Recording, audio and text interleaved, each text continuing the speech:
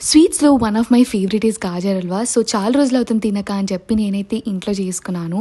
So, మనం regular carrots అన్నా తీసుకోవచ్చు, లేకపోతే ఈ రెడ్ క్యారెట్స్ అన్నా తీసుకోవచ్చు. వాటిని ఇలా సన్నగా గ్రైండ్ అన్నా చేసుకొని ఒక బౌల్‌లోకి వేసుకున్న తర్వాత కొంచెం వాటర్ అయితే వేసుకున్నాను. సో దట్ కొంచెం బాయిల్ అయితే బావుంటుందని. ఒక 2-3 మినిట్స్ అయిన తర్వాత 2 కప్స్ ఆఫ్ మిల్క్ అయితే యాడ్ చేశాను.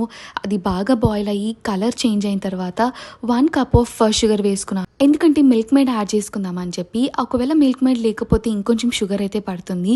అండ్ తర్వాత బాగా కుక్ అయిన తర్వాత కార్డమమ్ అయితే వేసుకున్నాను. అంటే యాలకులు అయితే వేసుకున్నాను. అది వేసుకుంటే ఫ్లేవర్ అనేది బాగా ఎన్హాన్స్ అవుతుంది.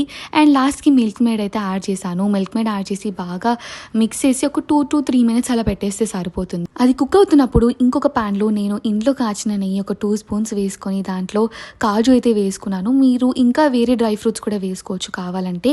కానీ నేనైతే ఓన్లీ ఇవే వేసుకున్నాను. ఒక 2 మినిట్స్ అయిన తర్వాత బౌల్‌లోకి అయితే ట్రాన్స్‌ఫర్ చేసుకున్నాను. అండ్ కొంతమందికి థిక్‌గా ఉంటే ఇష్టం. నాకైతే ఇలా కొంచెం లూజ్ కన్సిస్టెన్సీ అయితే ఇష్టము.